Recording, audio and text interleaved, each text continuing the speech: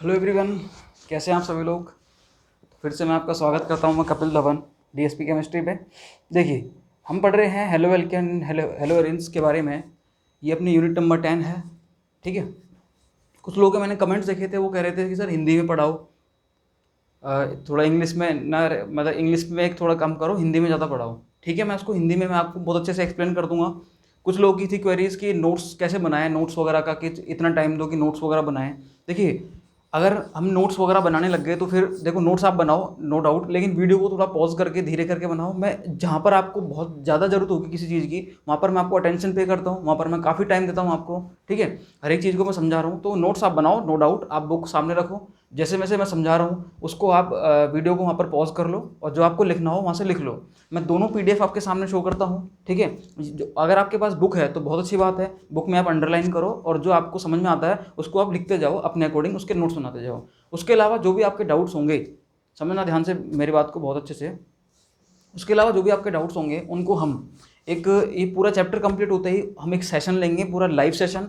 उसमें हम एक मैराथन क्लास लेने वाले हैं। मैराथन क्लास एक काफ़ी लंबी क्लास होगी। उस क्लास में हम क्या करेंगे, उस क्लास में हम जितने भी आपके एनसीईआरटी के पीछे के सवाल हैं, जितने पीछे क्वेश्चंस हैं, आपको पता होगा कि वो अभी तक किसी ने सॉल्व नहीं कराए, ना उनको कोई सॉल्व करवाता है, क्योंकि वो नंबर ऑफ क्वेश्चन इतने सारे होते हैं और उनका लेवल भी काफ़ी अच्छा होता है, तो वो कोई सॉल्व नहीं कराता।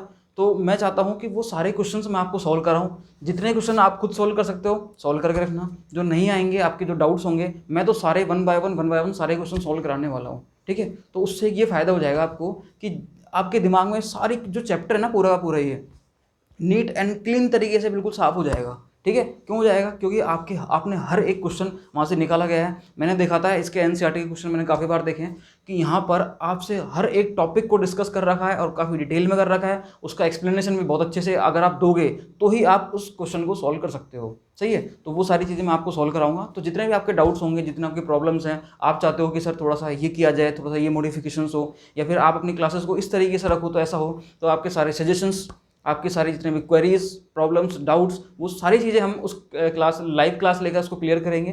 क्लियर, तब तक आप वेट करिए और चीज़ों को समझिए। देखो, मैं आपके सामने डाउट क्लास लेकर आऊँ और आपके फिर डाउट्स ही ना आए, तो फिर ऐसा क्या, ऐसी लाइव क्लास का और डाउट क्लास का क्या मतलब। तो पहले मैं जो आपके साथ पढ़ा रहा हूँ कंटिन्यूसली, आप उसको समझो। ठीक है, आप जितने भी आपके डाउट्स हैं उनको क्लियर करके रखना, ताकि आपको कोई समस्या ना आए जब मैं आपसे पूछूँ ना कि यार एग्जैक्टली डाउट कहाँ आया। देखो, एक तो होता है कि आप मेरे से पूरा सवाल सॉल्व करा लो, नो डाउट मैं सॉल्व करूँगा, कोई दिक्कत नहीं है। लेकिन एक ये होता है कि आपने सॉल्व किया और आपको जहाँ प्रॉब्लम आई वहाँ पर मैं आपसे उस डाउट को क्लियर करूँ, एग्जैक्टली यार इस क्वेश्चन में ये डाउट था, तो वहाँ मेरे को अच्छा लगेगा, मेरे को लगेगा कि यार बंदे ने मतलब चीज़ों को सॉल्व तो किया था, यहाँ पर डाउट आया, इसने ये चीज़ क्लियर नहीं कर पाया, कोई बात नहीं, तो अपन इसको सॉल्व कर देंगे। तो अगर डाउट्स ज़्यादा आते हैं तो वो अच्छी बात है, ना कि आप मुझसे पूरा का पूरा क्वेश्चंस जो है वो सॉल्व कराओ। ठीक है, मैं तो सॉल्व करूंगा, लेकिन आप डाउट्स अगर लेके आते हो तो और अच्छी बात है।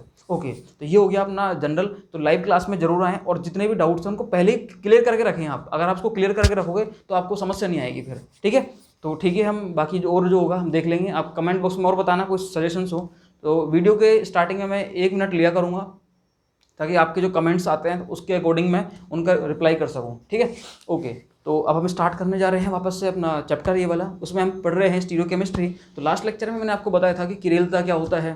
ठीक है, और उससे पहले अपन ने SN2 रिएक्शन अपन ने पढ़ा था इन्वर्जन इन कॉन्फ़िगरेशन, जिसको अपन बोलते थे विन्यास का प्रतिपन, मतलब उल्टा हो जाना। SN2 में अगर न्यूक्लियोफाइल जो है और लेफ्ट साइड में है तो राइट में आ जाएगा, राइट साइड में तो लेफ्ट में आ जाएगा। या फिर हम बोलते थे प्लस था तो माइनस हो जाएगा, माइनस था तो प्लस हो जाएगा, आर है तो एस हो जाएगा, एस है तो आर हो जाएगा। तो इस तरीके से SN1 में हमने देखा था कि विन्यास का धारण रहता है। विन्यास का क्या रहता है, धारण, जिसको अपन इंग्लिश में बोलते हैं रिटेंशन इन कॉन्फ़िगरेशन।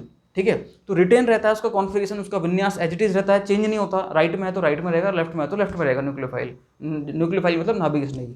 ठीक है, ओके। तो और अपन ने कुछ चीज़ें यहाँ पर देखी थी। ठीक है, अपन ने देखा था कि कोई भी कार्बन अगर उससे 4 ग्रुप अलग अलग जुड़े हुए हैं तो उसको अपन बोलेंगे कायरल कार्बन, किरेल कार्बन परमाणु। उसको अपन क्या बोलेंगे, किरेल। किरेल का मतलब उससे चारों कार्बन एटम से चारों परमाणु हैं, ये चारों ग्रुप्स हैं, वो अलग अलग हैं। ठीक है, वो सेम नहीं है, वो क्लियर है चीज़। और अगर ऐसा कोई कार्बन परमाणु है जिसके चारों ग्रुप अलग अलग जुड़े हुए हैं, तो भैया उसकी जो मिरर इमेज बनेगी, जो उसका प्रतिबिंब बनेगा, वो उस पर अध्यारोपित नहीं होगा। और अगर अध्यारोपित नहीं होगा तो भैया वो ऑप्टिकली एक्टिव होता है, वो प्रकाशिक सक्रिय होता है। क्या होता है? प्रकाशिक सक्रिय, ऑप्टिकली एक्टिव होता है वो। सही है। और यदि किसी कार्बन परमाणु की 4 में से कोई 2 वैलेंसी या फिर 2 संयोजकताएं या फिर 2 ग्रुप्स सेम हैं, तो उसका जो प्रतिबिंब बनेगा वो उस पर अध्यारोपित हो जाएगा। मैंने आपको हाथ का एग्जांपल लेके दिखाया था कि ये हाथ है, ठीक है, दोनों हाथ हैं इस हाथ की क्या है? Mirror image. लेकिन जब मैं इसको अध्यारोपित करूंगा तो भैया ये अध्यारोपित नहीं होता है। देखो ये अंगूठे जो है ना, ये अलग अलग दिख रहे हैं आपको। सही है। अध्यारोपित का मतलब क्या है? कि उस पर एज इट इज क्या आ जाए, बिल्कुल उस पर एज इट इज वो समा जाए, बिल्कुल उसको ढक ले, वो होता है अध्यारोपित होना। लेकिन इन्होंने अध्यारोपित नहीं किया, तो अपन क्या बोलेंगे कि ये एक तरीके से ये ऑप्टिकली एक्टिव है। लेकिन ये तो जनरल एग्जांपल हो गए। यहाँ पर अगर मैं बात करता हूँ तो इसका मतलब क्या है? एक कार्बन से अगर चारों वैलेंसी अलग अलग हैं, चारों बॉन्ड अलग अलग ग्रुप से या किसी एटम से जुड़े हुए हैं, तो उस केस में उसका प्रतिबिंब उस पर अध्यारोपित नहीं होता, और वो जो कंपाउंड है, वो जो यौगिक है, वो प्रकाशिक सक्रिय होता है, ऑप्टिकली एक्टिव होता है। और अगर अध्यारोपित हो जाता है तो ऑप्टिकली एक्टिव नहीं होता, उसको अपन बोलते हैं अकिरेल कार्बन परमाणु। सही है, जो अध्यारोपित नहीं होता है। ओके, अब हम आगे चलते हैं। ये चीज़ हमने देख ली थी, ठीक है। तो किरेलता क्या होती है वो मैंने आपको बता ही दिया। ओके, हिंदी वाले देखते चलो एक बार। ये एग्जाम्पल मैंने आपको समझाया था उस दिन, ठीक है, लास्ट लेक्चर में मैंने आपको बताया था कि यहाँ पर देखो ये दो जो एटम है, मतलब ये कार्बन परमाणु है, इस कार्बन परमाणु से ये ग्रुप और ये ग्रुप दोनों सेम ग्रुप जुड़े हुए हैं। तो इसकी जब मैंने मिरर लगाया, ये बनी इसकी मिरर इमेज, ये क्या बना? इसका प्रतिबिंब बना। इसको यदि मैं घुमा दूं, इसको यदि मैं घुमा देता हूं, तो भैया ये आता है, और ये दोनों आपस में, हाँ जी, एक दूसरे पर क्या है? अध्यारोपित है। अध्यारोपित को इंग्लिश में बोलते हैं सुपर इम्पोज। क्या बोलते हैं इसको? Super impose. तो ये एक दूसरे पर क्या होते हैं? अध्यारोपित। सही है, हाँ जी, एक दूसरे पर ये अध्यारोपित हो जाते हैं ये। और अध्यारोपित हो जाते हैं तो हम क्या बोलेंगे कि दीज आर ऑप्टिकली इनएक्टिव। तो ये क्या होते हैं? ये ऑप्टिकली इनएक्टिव होते हैं। ये ऑप्टिकली इनएक्टिव, इनएक्टिव मतलब असक्रिय। क्यों होंगे? क्योंकि भैया अध्यारोपित हो गए। इनएक्टिव मतलब हाँ जी, अक्रिय, अक्रिय बोल दो इनको, ठीक है, प्रकाशिक अक्रिय यौगिक, ठीक है, मतलब ऑप्टिकली इनएक्टिव कंपाउंड्स। ठीक है, कोई समस्या नहीं है इसमें। ओके, आगे चलते हैं। फिर मैंने आपको एक कंपाउंड बताया था जहाँ पर इस कार्बन से चारों ग्रुप अलग अलग जुड़े हुए हैं। ये देखो, वो ये रहा ये रहा कंपाउंड वो, ठीक है। इससे सारे ग्रुप क्या हुए हैं? अलग अलग जुड़े हुए हैं। देख लो, आप गौर से देखो इसको और भी, ठीक है। ये लो, देखो, जब इससे सारे ग्रुप अलग अलग जुड़े हुए हैं तो आप क्या करोगे? हाँ जी, आपने इस पे यहाँ पे क्या लगाया? पहले मिरर लगाया। ये क्या लगा दिया आपने? मिरर, ठीक है, ये आपने मिरर लगाया। ये इसकी क्या बनी? मिरर इमेज बनी। क्या बनी इसकी? मिरर इमेज, ठीक है, दर्पण प्रतिबिंब बना। फिर आपने इसको 180 डिग्री घुमाया, तो OH ग्रुप जो है ये इधर चला गया। फिर हम इन दोनों को कंपेयर करते हैं आपस में, क्या ये एक दूसरे पर अध्यारोपित होते हैं? क्या हम देखते हैं भैया ये एक दूसरे पर अध्यारोपित नहीं होते।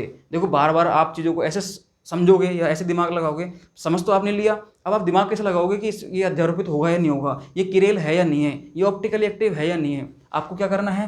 कार्बन लेना है, ये रहा कार्बन बीच वाला, ले लिया। इससे चारों ग्रुप देख लो भैया, एक OH है, एक CH3 है, एक C2H5 है, एक हाइड्रोजन है, मतलब चारों ग्रुप अलग अलग है। चारों ग्रुप जब अलग अलग होते हैं तो कभी भी नेवर नेवर नेवर नेवर वो कभी भी एक दूसरे पर अध्यारोपित नहीं होने वाले। वो जब एक दूसरे पर अध्यारोपित नहीं होंगे तो वो जो कार्बन परमाणु है वो कैसा होगा? किरेल होगा। कैसा होगा? किरेल। तो इस प्रकार के कार्बन परमाणु को हम क्या बोलते हैं? किरेल कार्बन परमाणु। क्या बोलते हैं? किरेल। सही है, इसको हम क्या बोलेंगे? किरेल। क्लियर है। और इसकी जो मिरर इमेज बनती है वो इस पर कभी भी अध्यारोपित नहीं होने वाली, तो हम क्या बोलेंगे? ये क्या होते हैं? Not super imposable. Not super imposable. सही है, इम्पोजेबल, इसका मतलब ये अध्यारोपित नहीं होने वाले। सुपर इम्पोज मतलब अध्यारोपित, नॉट मतलब नहीं। सही है, तो ये इन पर सुपर इम्पोज नहीं होने वाले। क्लियर है चीज़, कोई दिक्कत नहीं है। और जब नहीं होने वाले तो इस टाइप के कंपाउंड को हम बोलते हैं, हाँ जी, अकिरेल यौगिक। क्या बोलते हैं इनको? अकिरेल यौगिक, एकायरल कंपाउंड। क्या बोलेंगे इनको? एकायरल कंपाउंड। सॉरी, अध्यारोपित हो रहे हैं, अध्यारोपित नहीं हो रहे ना, इनको अपन बोलेंगे कायरल कंपाउंड। क्या बोलेंगे? Chiral compound. अगर ये अध्यारोपित हो जाते हैं तो इनको बोलते हैं अपन अकिरेल। ठीक है, अगर एक किरेल कार्बन सेंटर है तो किरेल कंपाउंड होगा, और अगर किरेल कार्बन सेंटर नहीं है तो वो अकिरेल होगा। सही है, लेकिन ये बात होती है कि इसमें जिसमें एक कार्बन हो, 2 कार्बन के केस अलग होते हैं, उसको अपन अलग से डिस्कस करेंगे। सही है, कोई दिक्कत नहीं है, यहाँ पर कोई समस्या नहीं है। आगे चलते हैं अपन। देखो, मैं आपको एक चीज़ और बताऊंगा कि जैसे आर एस नोमेनक्लेचर कैसे निकालते हैं वो आपके दिमाग में और रहना चाहिए, ठीक है। मैं कोई वीडियो में आपको बीच में बता दूंगा उन चीज़ों को कि आर एस नोमेनक्लेचर कैसे निकालते हैं, नीड रही तो मैं यहीं बताऊंगा उसको, ठीक है। ओके, आ जाओ नेक्स्ट। ये सब चीज़ हमने डिस्कस कर ली थी, क्लियर। और ध्यान रखना ऐसे परमाणु, ऐसे यौगिक, हाँ जी, ऐसे यौगिक जिनकी मिरर इमेज उन पर अध्यारोपित नहीं होती है, जैसे अभी आपने देखा कि ये कोई अपने पास कंपाउंड था, इसकी अपन ने बीच में मिरर लगाया, उसकी मिरर इमेज बनी और वो उस पर अध्यारोपित नहीं हो रही, तो इस टाइप के कंपाउंड को हम क्या बोलते हैं, हाँ जी, एनेंशियोमर। हिंदी में क्या बोलते हैं इनको, प्रतिबिंब रूप समावयवी। उनको अपन क्या बोलते हैं, प्रतिबिंब रूप समावयवी या फिर एनेंशियोमर। क्या बोलते हैं इनको, एनेंशियोमर। हिंदी वालों को तो कोई दिक्कत है नहीं, दिख रही है अब तो पीडीएफ में, ठीक है। या तो बोलेंगे प्रतिबिंब रूप या फिर एनेंशियोमर। आप हिंदी में भी लिख सकते हो एनेंशियोमर, जैसे आप देवनागरी में लिखते हो ना, इसको अगर मैं इस एनेंशियोमर को अगर मैं ऐसे लिखता हूँ तो इसको अपन क्या बोलते हैं, देवनागरी, ठीक है। तो देवनागरी में भी आप लिख सकते हो एनेंशियोमर, सही है, कहीं कोई दिक्कत नहीं है। आ जाओ, मेरे हिसाब से कोई समस्या नहीं है इनमें, क्लियर। ये मैंने आपको बता ही दिया था, ओके। अब ये कंपाउंड देखो आप कुछ थोड़े से इसके बारे में। अच्छा, ये तो एग्जाम्पल है, एग्जाम्पल अपन अलग से देखेंगे, पहले एक बार अपन थ्योरी पूरी पढ़ रहे हैं इनकी, ठीक है। हाँ जी, ओके। अब मैं आपको बताता हूँ रेसिमाइजेशन क्या होता है। भैया बहुत गजब की चीज़ है ये, बहुत गजब की चीज़ है। आ जाओ, ये स्पेस मैं लूँगा इधर ताकि मैं कुछ लिख सकूँ। रेसिमीकरण क्या होता है, समझना इस बात को बहुत ध्यान से। अगर कोई कंपाउंड, सुनना, देखो आपको अच्छे से पता है कि अगर कोई सबसे पहले होती है ऑर्डिनरी लाइट, जैसे एक बल्ब होता है, बल्ब से काफ़ी सारी लाइट निकलती है हर डायरेक्शन में, ठीक है। आप लगाते हो वहाँ पर निकोल प्रिज्म, निकोल प्रिज्म से जब वो ऑर्डिनरी लाइट गुजरती है तो वो बनाती है पीपीएल, प्लेन पोलराइज्ड लाइट। जब उस पीपीएल को आप किसी कंपाउंड से गुजारते हो, ये मैंने आपको लास्ट लेक्चर में समझाया हुआ है, ठीक है, फिर भी मैं ओरली बता रहा हूँ। जब आप उसको किसी कंपाउंड से गुजारते हो चेक करने के लिए कि वो कंपाउंड ऑप्टिकली एक्टिव है या नहीं है, तो वो कंपाउंड क्या करता है, या तो उसको घुमाएगा, या तो जो पीपीएल है उसके प्लेन को या तो घुमा देगा किस में, राइट डायरेक्शन में, या घुमा देगा उसको लेफ्ट डायरेक्शन में। अगर वो उसको राइट डायरेक्शन में घुमाता है, मतलब क्लॉकवाइज डायरेक्शन में घुमाता है, तो हम बोलते हैं कि ये डेक्स्ट्रो रोटेटरी है, ये दक्षिणावर्त है। या फिर अपन उसके लिए स्मॉल डी वर्ड यूज में लेते हैं, क्या लेते हैं, स्मॉल डी वर्ड, या फिर उसको अपन प्लस बोलते हैं। क्लियर है चीज़, ये मैंने आपको लास्ट लेक्चर में बताई हुई है, ठीक है। अगर बहुत डिटेल में देखनी है तो लास्ट लेक्चर में आप देख लीजिए, ठीक है।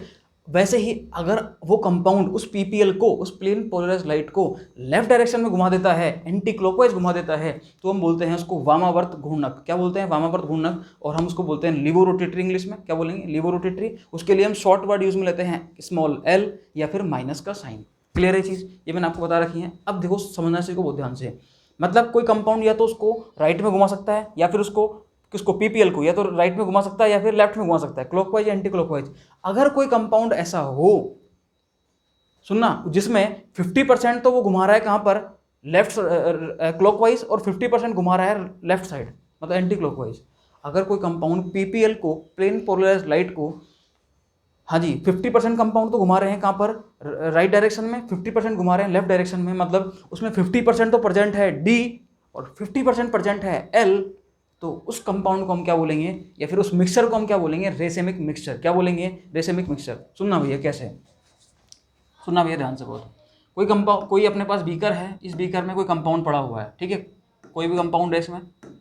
ये कंपाउंड क्या है, ये कंपाउंड में सब कुछ सेम है, आपको पता नहीं क्या है। देखो आइसोमर्स क्या होते हैं, मैंने आपको बताया हुआ बहुत अच्छे से, दो या दो से अधिक यौगिक जिनके अणुभार, रासायनिक सूत्र, ठीक है, वो सब क्या हो, समान हो, लेकिन भौतिक या रासायनिक या, हाँ जी, दोनों गुण अलग अलग हो, वो क्या होते हैं, आइसोमर कहलाते हैं, समावयव कहलाते हैं। और इस टाइप की अपन जो प्रॉपर्टी है उसको अपन क्या बोलते हैं, आइसोमेरिज्म बोलते हैं, सही है।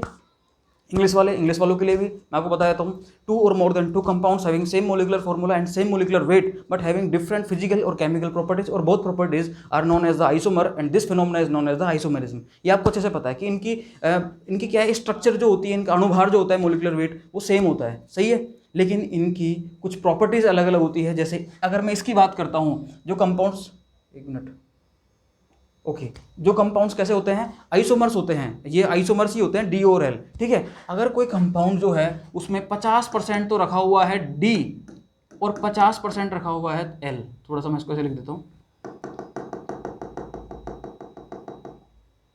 ओके, इसमें 50% तो रखा हुआ है डी, हाँ जी, और 50% रखा हुआ है एल। तो इस टाइप के जो कंपाउंड होंगे, इस टाइप का जो कंपाउंड होगा उसको हम बोलेंगे रेसेमिक मिक्सचर। उसको हम क्या बोलेंगे? Racemic mixture. क्लियर है? हाँ जी, कोई दिक्कत नहीं है। ये जो है इसको हम क्या बोलेंगे? Racemic mixture. बोलो भैया, कोई समस्या है क्या? कोई दिक्कत है क्या? इसको हम क्या बोलेंगे? Racemic mixture. क्लियर? कोई दिक्कत नहीं है। रेसेमिक मिक्सचर का मतलब क्या होता है? कोई कंपाउंड के 50% तो उसमें क्या हो, एल आइसोमर, और 50% क्या हो, डी आइसोमर। क्लियर है? ठीक है, 50% हो डेक्स्ट्रो रोटेटरी, 50% हो लिवो रोटेटरी, तो हम बोलते हैं उसको रेसेमिक मिक्सचर। अब देखो इसको हिंदी में पढ़ लो एक बार। दो प्रतिबिंब रूपों, मतलब इसका मतलब क्या होता है? दो प्रतिबिंब रूपों का मतलब क्या होता है? प्रतिबिंब रूप मतलब एनेंशियोमर। ध्यान रखना भैया, इंग्लिश वाले ध्यान रखना। दो प्रतिबिंब रूपों को अपन इंग्लिश में क्या बोलते हैं? एनेंशियोमर। हिंदी वाले भी हर चीज़ का आपको इंग्लिश में मीनिंग पता होना चाहिए। ऐसा नहीं कि आपने हिंदी में पढ़ लिया, नहीं भैया, आगे की पूरी पढ़ाई इंग्लिश में है।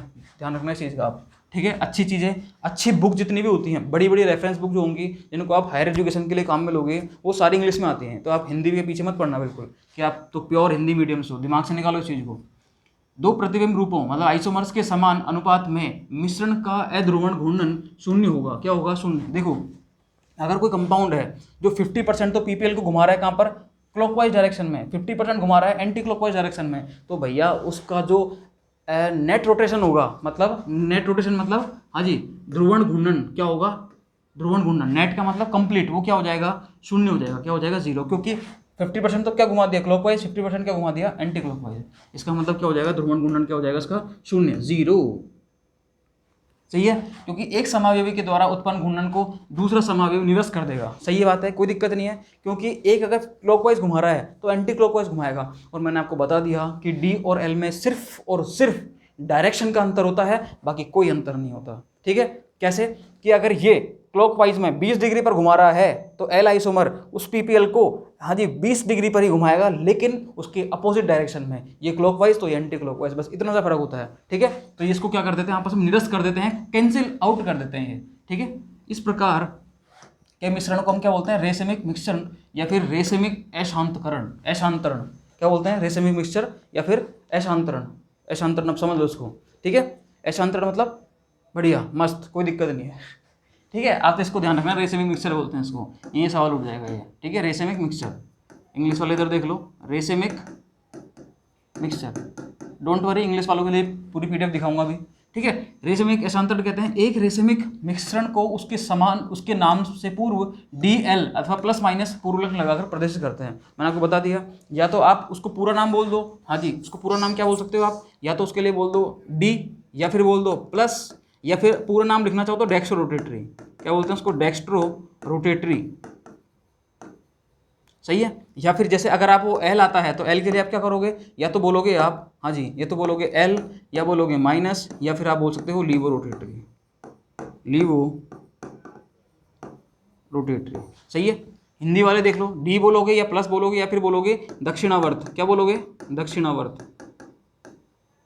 इसके लिए क्या बोलोगे? एल या माइनस या फिर वामावर्त। सही है, कोई दिक्कत नहीं, मेरे हिसाब से किसी को कोई समस्या नहीं होगी यहाँ पर। ओके, आगे चलते हैं। पर हम देखिए, समझना बहुत बात को बहुत ध्यान से। उदाहरण के लिए इन्होंने क्या लिया? Plus minus butane two all ले लिया। ब्यूटेन टू ऑल का आप जानते हो तो किसे, इसको मिटा रहा हूँ मैं, साफ कर रहा हूँ यहाँ से, देखना भैया। हाँ जी, देखो समझना बहुत ध्यान से। इसने क्या लिया? Butane two all. Butane two all क्या होता है? देखो, ब्यूटेन टू ऑल को अपन ऐसे लिखते हैं CH3। अगर यहाँ 2 लगा देता हूँ तो क्या हो जाता है? ब्यूटेन। सही है? मैंने क्या करा, यहाँ से 2 हटाया और यहाँ पर लगा दिया OH, तो ये क्या हो गया? Butane two all. इसकी अगर मैं इसको खोल के लिखता हूँ पूरा, देखो इस कार्बन सेंटर को आप देखो अगर, तो ये इसको स्टार, स्टार का मतलब देखो, जब भी मैं कभी किसी कार्बन पर स्टार लगाऊंगा तो वो होगा किरेल कार्बन परमाणु। क्या होगा? किरेल। किरेल का मतलब होता है कि उससे चारों ग्रुप अलग अलग जुड़े हुए हैं। अब देखो यहाँ पर मैंने स्टार लगा दिया, इसका मतलब इससे चारों ग्रुप क्या होंगे? अलग अलग जुड़े होंगे। देखो ये कार्बन है, यहाँ पर ऊपर जुड़ा हुआ है CH3। क्या जुड़ा हुआ है? CH3। इधर जुड़ा हुआ है CH2 CH3 CH3। सही है? और यहाँ पर मैंने इधर जोड़ दिया, यहाँ से इससे OH जुड़ा हुआ है ना, ये दिख रहा है ना आपको OH। ठीक है? और एक जुड़ा हुआ है हाइड्रोजन, ये लो भैया। क्या मैं इस कंपाउंड को इस तरह लिख सकता हूँ? क्या ये ब्यूटेन टू ऑल है? क्या ब्यूटेन टू ऑल? बोलो भैया, क्या इस कंपाउंड को मैं, इस ब्यूटेन टू ऑल जो आपको दिखा रखा है ये कंपाउंड ब्यूटेन टू ऑल को मैं इस तरीके से लिख सकता हूँ क्या? सही है? अब देखो, अगर देखो अभी आप एक चीज़ आपके दिमाग में एक सवाल आ रहा होगा कि सर हम कैसे पहचाने कि सर डी होगा या एल होगा, हमें क्या पता कि वो पीपीएल को कहाँ घुमा रहा है, हमारे सामने तो कंपाउंड दिया, तो इसका भी कोई ट्रिक है क्या? तो भैया मैं आपको बता दूं इसकी कोई ट्रिक नहीं है, ये सारी चीज़ें प्रैक्टिकली ऑब्जर्व होती हैं ये। और जहाँ पर प्रैक्टिकली वर्ड आ जाता है ना कि भैया ये तो प्रैक्टिकल होगा, तो भैया वहाँ पर आपको कहीं दिमाग लगाने की ज़रूरत नहीं होती, ठीक है। जो चीज़ प्रैक्टिकल डेटा बेस्ड होती है वहाँ पर आपको दिमाग नहीं लगाना, वो सारी चीज़ें आपको ये तो दी जाएंगी, या फिर वो ऐसा कोई सवाल नहीं करेगा कि जहाँ पर आपसे वो चीज़ें पूछे इस तरीके से, ठीक है। या फिर कुछ एग्जाम्पल ऐसे होते हैं जो आपको दिमाग में रखते हुए चलने पड़ते हैं, ठीक है। ओके देखो इसने बोला उदाहरण plus minus butane two all, ठीक है। ये क्या है, जैसे सपोज दैट कि ये क्या कर सकता है, हाँ जी ये ब्यूटेन टू ऑल जो होगा, अगर OH को मैं एक बार ले दूँ वेज पर और एक बार ले दूँ डैश पर, अगर इसी OH को मैं इस तरीके से ले दूँ, देखना भैया कैसे, ये लो CH3 CH2 CH3, ये लो, ठीक है। यहाँ ले लेता हूँ मैं H को और इस पर ले दिया मैंने डैश पर OH को। अब ये देखो सपोज दैट अगर ये प्लस है तो ये हो जाएगा माइनस, ठीक है। अब ये 50% प्लस है, ये 50% माइनस है, सही है। तो भैया एक बात बताओ कि ये रेसेमिक मिक्सचर हुआ या नहीं हुआ? एक कंपाउंड एक बीकर में 50% मैंने रख दिया प्लस वाला, 50% रख दिया माइनस वाला, ये टाइम शो हो रहा है कि अगर OH यहाँ पर है तो या तो प्लस होगा या माइनस होगा, अगर ये प्लस है तो ये माइनस होगा और ये माइनस है तो ये प्लस होगा। बोलो भैया कोई समस्या? कोई दिक्कत नहीं, ठीक है। तो इस टाइप के जो मिक्सचर होगा इसको अपन बोलेंगे रेसेमिक मिक्सचर। क्या बोलेंगे इसको अपन? रेसेमिक, हाँ जी racemic mixture, racemic mixture. Clear है चीज़, मतलब रेसेमिक मिश्रण, ठीक है। ओके अब होता है धारण। ये क्या होता है धारण? इसको अपन बोलते हैं रिटेंशन इन कॉन्फ़िगरेशन। क्या बोलेंगे इसको अपन? Retention in configuration. इसको समझना बहुत ध्यान से। क्या होता है रिटेंशन इन कॉन्फ़िगरेशन? मैंने आपको बताया था SN1 अभिक्रिया में, SN1 अभिक्रिया की जो मैंने क्रियाविधि समझाई थी आपको, उसमें मैंने बहुत अच्छे से समझाया था कि वहाँ पर क्या होता है रिटेंशन इन कॉन्फ़िगरेशन, जबकि SN2 जो होती है वहाँ पर क्या होता है इन्वर्जन इन कॉन्फ़िगरेशन। क्या होता है? इन्वर्जन। वहाँ पर विन्यास का प्रतिपन हो जाता है। प्रतिपन मतलब उल्टा हो जाना। क्या हो जाना? उल्टा। अगर OH जो न्यूक्लियोफाइल है वो अगर लेफ्ट साइड में तो राइट में आ जाएगा, राइट में तो लेफ्ट में आ जाएगा, ठीक है। क्लियर? वो R था तो S हो जाएगा, S था तो R हो जाएगा। तो इस तरीके से रिटेंशन का मतलब क्या होता है? धारण। मतलब भैया कोई चेंज, आप तो अभी धारण को अगर वन वर्ड में समझना हो ना, वन वर्ड में देखो कुछ वर्ड में समझाता हूँ आपको। एक बार मैं इसको मिटाता हूँ फिर आपको मैं डायरेक्ट बताता हूँ। एक बार मैंने आपको SN1 में बताया था आपको ये मिलेगा रिटेंशन, सही है। SN2 में आपको मिलेगा इन्वर्जन। इन्वर्जन मतलब प्रतिपन। क्या मिलेगा? प्रतिपन। और अभी मैंने एक चीज़ और समझाई है आपको, रेसेमिक मिश्रण। अब दोनों का मतलब समझो, दोनों का मतलब, इन तीनों का मतलब समझना। अगर आता है प्रतिपन, प्रतिपन मतलब इन्वर्जन, इसके लिए आप दिमाग में एक वर्ड रखोगे, क्या? चेंज। क्या रखोगे? चेंज। ध्यान रखना भैया, अगर ये दिमाग में अगर आपके आ गया तो शायद मेरे हिसाब से कहीं आपको हायर लेवल तक, हायर एजुकेशन में भी समस्या नहीं आने वाली, ठीक है। क्योंकि देखो अगर आप किसी चीज़ को, कोई बड़ी से बड़ी चीज़ कितनी भी कॉम्प्लिकेटेड हो, अगर आप उसको अपने कीवर्ड से, अगर आप उसको याद रखते हो कीवर्ड से, तो कहीं समस्या नहीं आने वाली। क्लियर? ओके। ये क्या होता है? इसका मतलब होता है चेंज। क्या होता है? चेंज। धारण, धारण, ये लो भैया धारण। हिंदी में क्या बोलते हैं इसको? रिटेंशन। क्या बोलेंगे इसको? रिटेंशन। रिटेंशन के लिए एक वर्ड जो आप रखोगे दिमाग में वो क्या रखोगे? हाँ जी इसके लिए क्या रखोगे? हाँ जी एज इट इज़ रहना। क्या रखोगे? एज इट इज़ रहना, या फिर नो चेंज, ठीक है।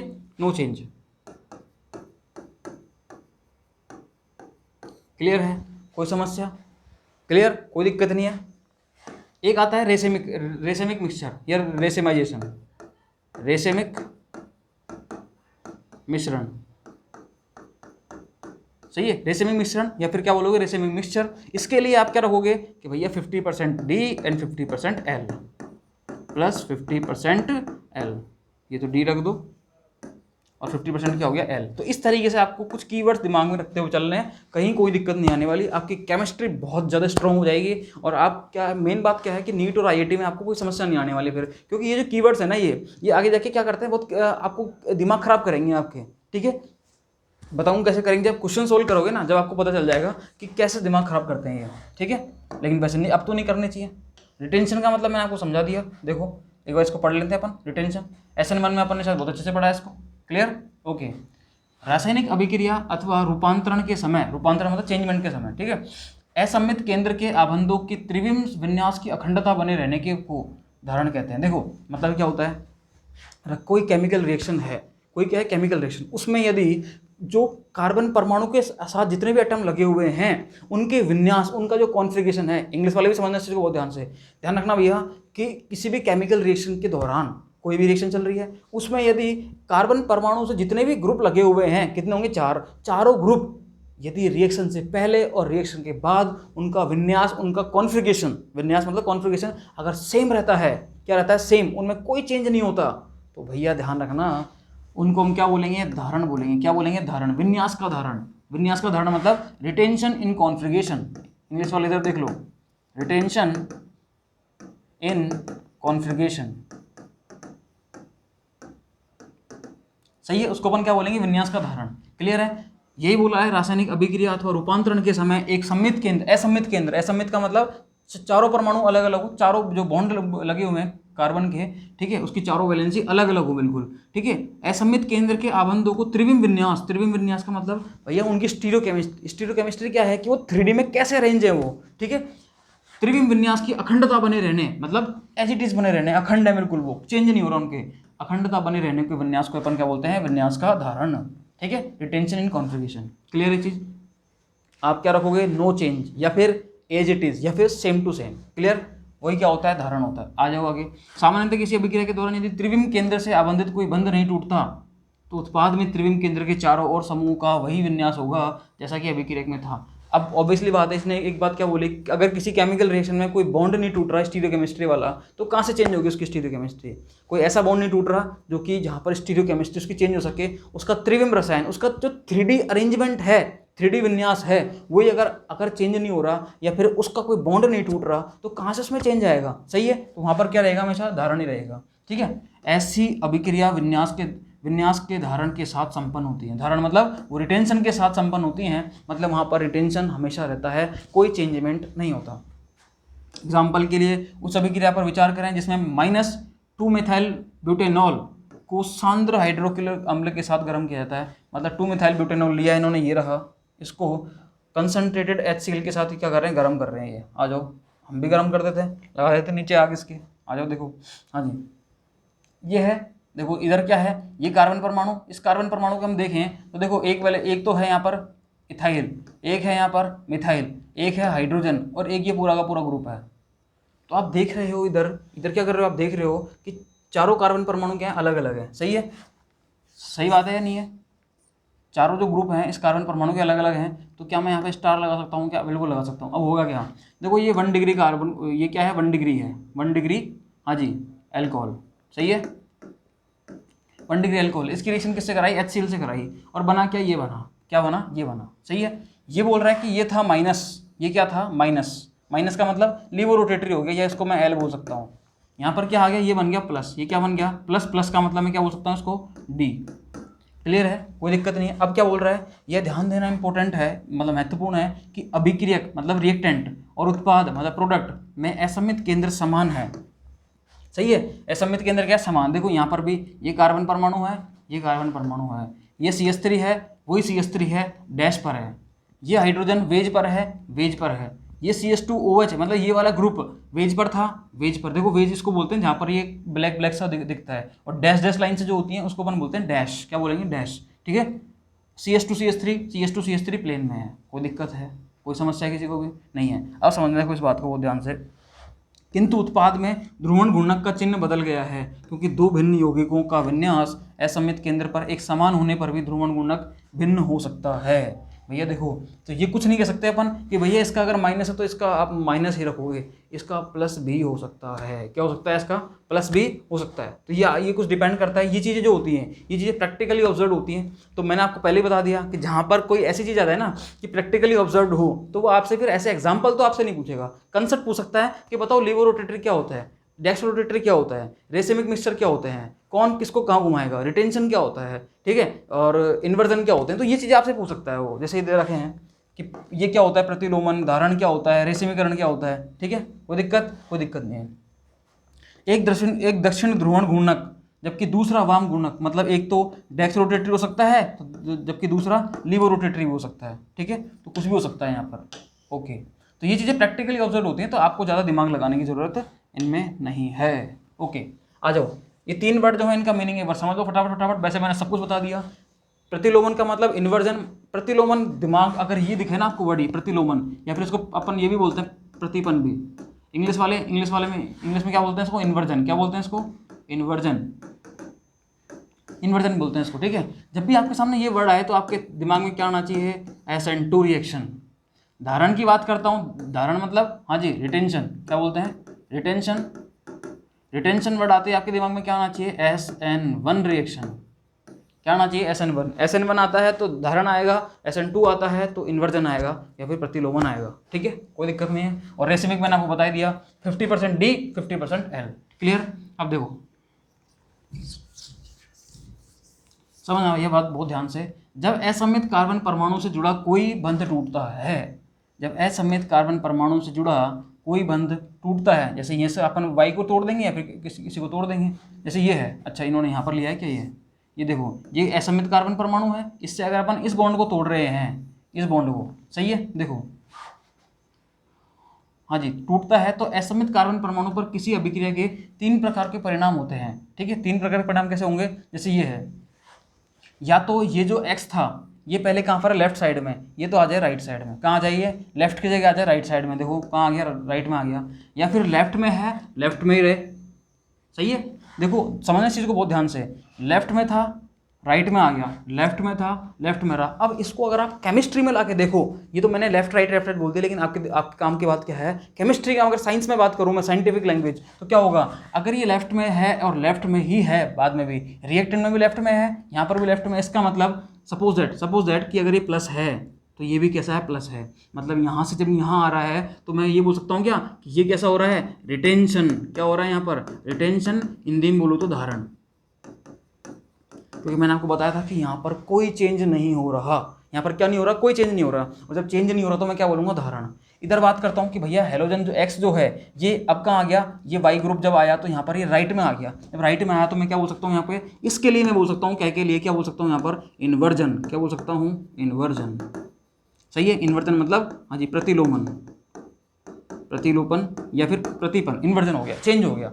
Change don't change, change not change. Clear? ये सेम एज इट इज। इसकी बात करता हूं तो तीसरी, ये तो है फर्स्ट पॉसिबिलिटी, ठीक है, ये है मेरी सेकंड पॉसिबिलिटी।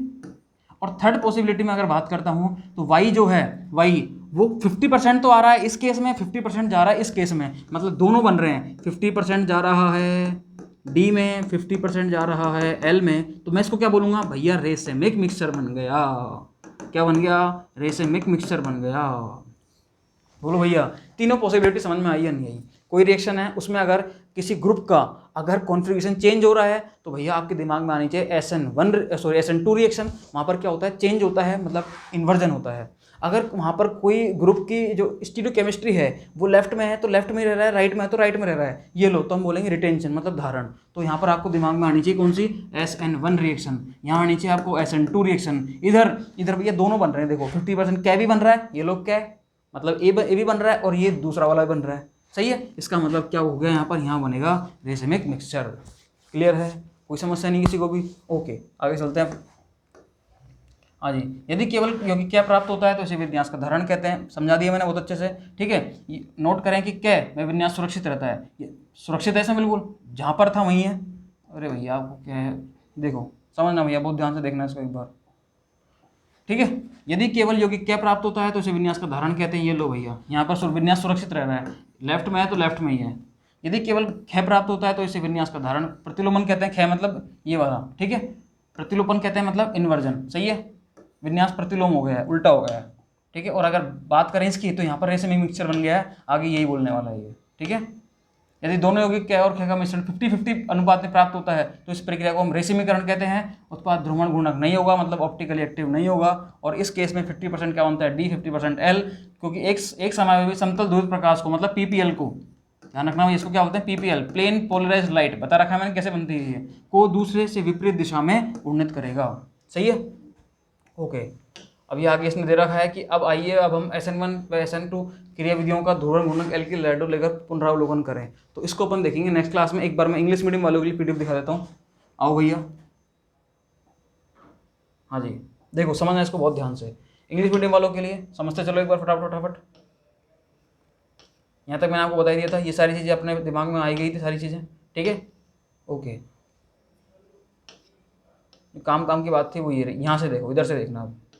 रिटेंशन, रिटेंशन क्या होता है? इंग्लिश, अब इंग्लिश वाले केवल ध्यान रखना अभी, ठीक है। हिंदी वालों के लिए मैंने बहुत अच्छे समझा दी चीज़ें, वहाँ पर भी इंग्लिश वालों को समझ में आ गया होगा वैसे तो, मेन चीज़ तो फिर भी एक बार लैंग्वेज पढ़ लेते हैं अपन। रिटेंशन क्या होता है? रिटेंशन मैंने बताया आपको, रिटेंशन दिमाग में आते हैं, आपके दिमाग में SN1 रिएक्शन आनी चाहिए, ठीक है।